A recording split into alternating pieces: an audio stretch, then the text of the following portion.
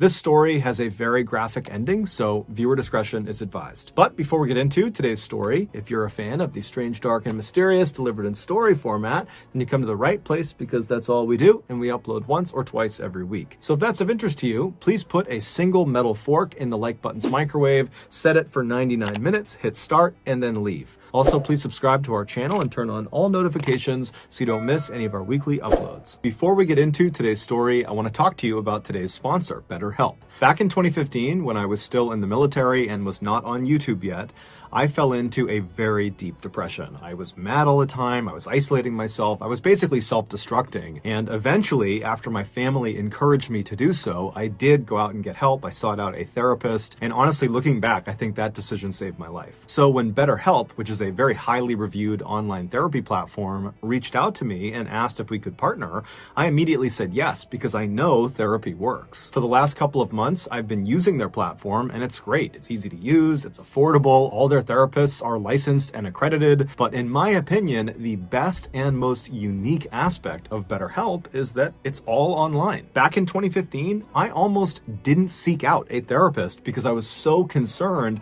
about physically walking into the therapist's office and having someone who knows me see me walking in and judging me. But with BetterHelp, you can get the help you need from the comfort of your home and in total anonymity. Sign up is super easy. You just fill out a questionnaire, and then right away, a therapist gets in touch with you, and they set up a time to talk to you within 48 hours. And if you want to change your therapist at any time, it's free and very easy to do. So if you think talking to someone could benefit you like it benefited me, then go to BetterHelp. The Sierra Madre Oriental is a major mountain range that starts on the southern border of Texas and Mexico and cuts 700 miles south through the northeastern section of Mexico. About halfway down this mountain range on the eastern face lies a series of caves, and situated below these caves at the foot of the mountains are several small villages that are very isolated, and they're populated primarily with illiterate poor farmers. One night back in May of 1963, a 14-year-old boy named Sebastian Guerrero, who lived in one of these small isolated villages, decided to go for a walk up in the mountains, and he wanted to go explore the different caves. Now, this was something he did fairly regularly because there was a local rumor that there was actually hidden treasure in these different caves. Now, it's unclear if Sebastian literally believed that or if that was just kind of an excuse to go have a look around himself. But regardless, he headed out of his house and he began walking up the mountain towards these caves. The entrance to these caves were a couple hundred feet up the mountainside, and then each of the various entrances, which ranged in size from fairly small to enormous, were spread out a couple of miles in each direction. So Sebastian starts walking up the mountain towards the first entrance he can see. It's dark outside, he's got no flashlight, he's just walking up, and as he's walking, he notices off to his right, fairly far away from where he was, there was light coming out of one of the cave entrances. And he had never recalled seeing light coming out of any of these caves. Nobody ever went in these caves, especially not at night. And so his interest was piqued, and he decided he would kind of abandon his original plan to just kind of look around near his village, and he would actually walk all the way over to that lit up cave and see what was going on. So he turned right and began kind of walking uphill at an angle in the direction of this lit up cave. And so as he's walking, he's getting farther and farther away from the village where he lives, and he's starting to hear sounds coming out of this lit up cave entrance. It sounds like a person potentially, either they're laughing or they're screaming. He doesn't really know.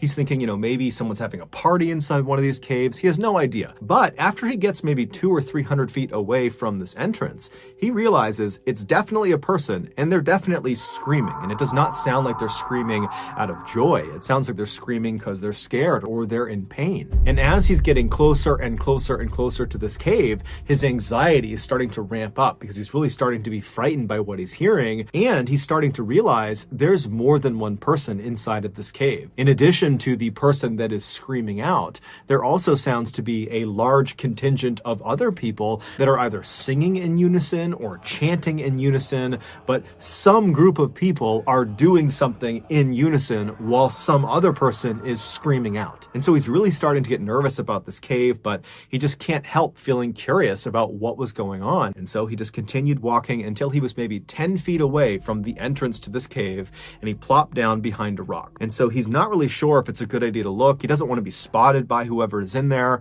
But finally, he kind of works up the courage. He takes a deep breath and he slips out from behind the rock and he goes right to the edge of this big opening, maybe 10 foot across opening. And he peeks his head right around the edge of the opening and he looks inside.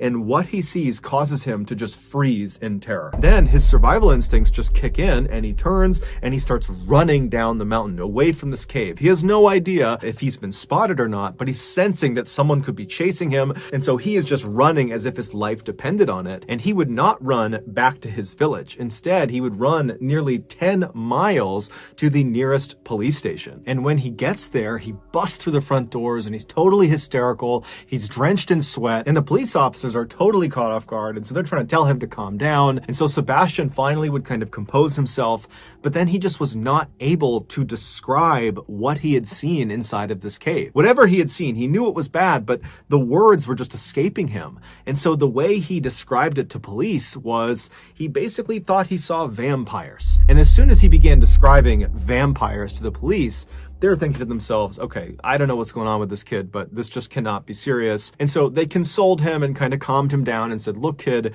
I don't know what you're talking about. If there's any news that comes out of something happening in the cave that's bad, I'm sure we'll hear about it and we'll follow up. But for now, we're just going to bring you back to your village. And so at this, Sebastian was really frustrated and he was kind of pleading with the police like, no, you got to take me seriously. There's something bad happening in this cave. Someone could be hurt. Someone could be dying. I don't know, but you got to go to this cave. You got to go see what's going on. But the police at this point, they're just not really interested. And so they ultimately do just drive him back to his village. And so he goes back into his home. The police go back to their station and everyone just kind of goes to bed for the night. The next day, when Sebastian wakes up, he just can't shake what he saw inside of that cave. And so he would once again run back to the police station. And when he got there, he began pleading with the police like, you gotta go see what's inside of this cave. I'm telling you, there's something awful in there. And this time, one of the police officers, his name was Luis Martinez, he would say, okay, kid, bring me to this cave and I'll have a look around. And so Luis and Sebastian, who was very grateful, they left the police station, they hopped in a police car and they took off. And then later on in the day, the other police officers who were not really paying attention to this cave thing, they realized that Luis and the boy had not returned yet. And Luis had not checked in via his radio. And so at some point in the afternoon that day, the other officers began calling out to Luis. They began calling him on his radio and trying to figure out what's going on, but he wasn't responding. And so the police thought that was odd, but they thought, you know what, I'm sure he'll be back soon. There's got to be an explanation for this. But the rest of the day would go by without Luis reaching out to them, and he didn't return with the boy.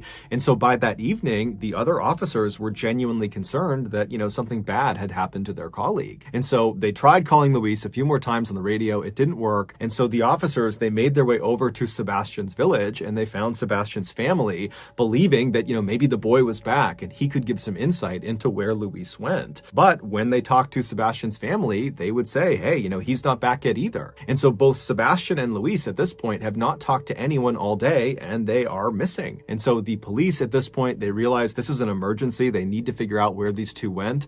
And so they were kind of understaffed. And so they contacted the Mexican army and they explained, we're missing one of our colleagues. We're missing a child from this village.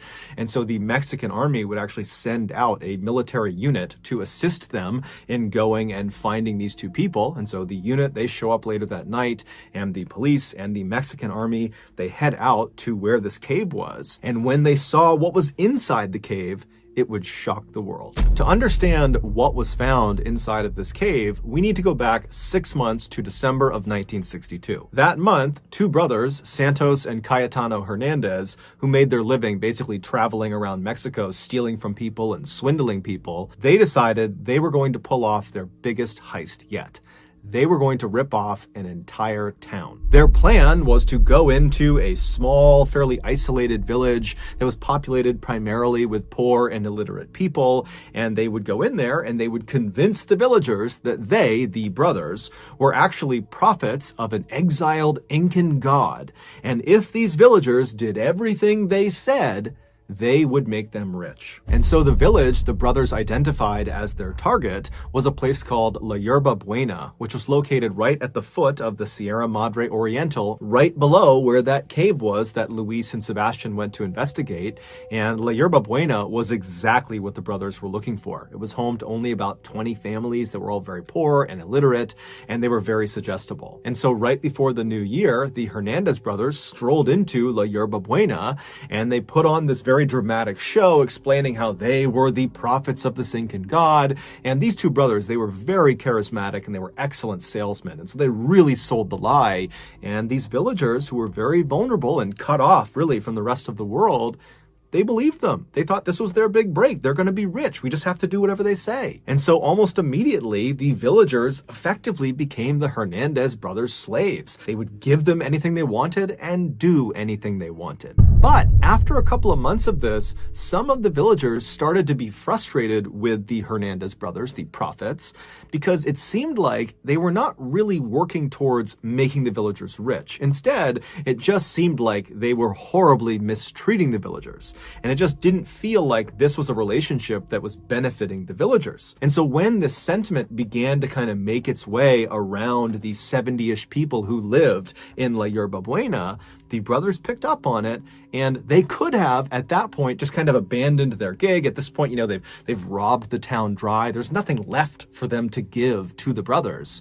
But for whatever reason, the brothers decide instead to salvage their operation. And so the brothers, they leave the village and they go to a city that's relatively close by, and they recruit this young woman named Magdalena Solis. She was a prostitute, and they tell her, hey, you know, we have this con we're doing in La Yerba Buena where we're pretending to be prophets of this Incan god, and they're starting not to believe our lie. And so we need you, if you're willing, to come with us and pretend to be an actual Incan goddess. And so when you show up, they'll know that we were serious, that we have a direct line to the Incan gods and goddesses, and they'll believe us again, and they'll fall back in line. And so Magdalena, she likes the idea of participating in this con, and so she agrees to do it in exchange for some money. And so she, along with the Hernandez brothers and Magdalena's brother, his name was Eliezer, and he functioned as her pimp, those four people, they went back to Yerba Buena, and when they got there, the Hernandez brothers snuck Magdalena past all the villagers up to that cave up in the mountains. And they put her in the back of the cave. They kind of hid her behind some rocks, and they dressed her up in an Incan goddess costume. And then once she was in there, the brothers went back down to the village, and they rounded all the villagers up and said, come on, let's go up to the cave. We have a special ceremony for you. And so the villagers made their way up to this cave. And once they were all inside, the Hernandez brothers used some basic magic tricks and created basically a smoke screen. Once they had this smoke screen kind of billowing in the back of the cave, they secretly signaled to Magdalena, who was behind the smoke screen, and she knew that was her cue, and she leapt through the smoke and she presented herself to the villagers for the first time, and she declared herself to be a reincarnated Incan goddess. And if you don't do what I tell you to do, I'm going to kill you. And so the message she was sending to the villagers was so intense, they completely believed that this was an Incan goddess, and therefore this was not a ruse. The brothers were not lying to them. This was all very real. There's a real goddess in front of us. And so they immediately fell right back in line. The plan worked exactly as the brothers wanted it to. However, there was an element of their plan they could not possibly have accounted for. And that was what Magdalena did next. Even though Magdalena was fully aware that what she was getting herself into was an act, it was a con, it was not real. Despite that, as soon as she jumped through the smoke and was standing in front of the villagers for the first time and saw the looks on these people's faces as they stared up at her, and she saw their reverence for her, it had this profound impact on her. This is a woman who's never had control in her life. She's been a prostitute since a young age, and here she is, the most powerful person in the room, and it's not even close. And it got to her head. And so when she left the cave that night, she literally believed she was a reincarnated Incan goddess, and she was not a merciful one. Within the first few days of her stay at La Yerba Buena, Magdalena used threats of violence on the villagers to completely take over the village. She very easily supplanted the Hernandez brothers at the top of the power structure. Now, the Hernandez brothers probably were quite surprised to see this happen because they were expecting Magdalena to play more of a prop role to keep them in power, not the other way around. But ultimately, they kind of just went along with it because through Magdalena's control over the villagers, they were able to continue to exploit the villagers. And so they were getting what they wanted out of this relationship. Within a few weeks of being in La Yerba Buena, Magdalena was not only abusing every villager in every horrible way imaginable, she also was becoming completely delusional. She convinced herself that in order to survive, she needed to start drinking blood. And so she demanded all the villagers provide her with blood, and so in fear of retribution, the villagers began slaughtering all of their farm animals and their own pets so Magdalena could drink their blood. For weeks and weeks and weeks, the horrible abuse Magdalena would dole out on the villagers would continue, and these blood rituals would continue. And then finally, sometime in April, 2 of the villagers decided, you know what? I've had enough. I don't believe Magdalena is actually an Incan goddess. I don't believe the Hernandez brothers are actually prophets. I think this is all a scam. And so they decided the way they would handle this is they were just going to flee the village. Now, somehow their plans to run away got out, and the Hernandez brothers found out about it, and they, in turn, told Magdalena about it. And when she heard the news, she immediately told everyone in the village to make their way up to the cave for a special ceremony. So all the villagers, including the 2 people that were planning on running away, they made their way up to the cave, and once everyone was inside, Magdalena walked to the front of the group, and she pointed at the 2 dissenters, the 2 people that were planning on running, and she demanded that the rest of the villagers kill them. And on the spot, all of the other villagers jumped on top of the 2 dissenters and they lynched them. They beat them to death in the cave. And then after these 2 people have been killed, Magdalena orders their bodies be strung up on these 2 pikes she had set up in the back of the cave because she knew what she was going to be doing up in this cave. And so after these 2 bodies were strung up on these pikes, Magdalena grabs a chalice and she walks over to these 2 bodies and she presses the chalice up against their bodies where they're bleeding from, and she fills it up and then she drinks from the chalice. And at this point, everything changed. Suddenly, Magdalena understood that it wasn't good enough to just be drinking animal blood. That was not enough to keep her, a goddess, alive. She now could only consume human blood. And so for the next several weeks, periodically, Magdalena would order everyone in the village to go back up to the cave for a blood ritual, which they all knew what this entailed. This no longer had anything to do with animals. This was human blood rituals. She would order them up and they would have no idea who was going to be the sacrifice.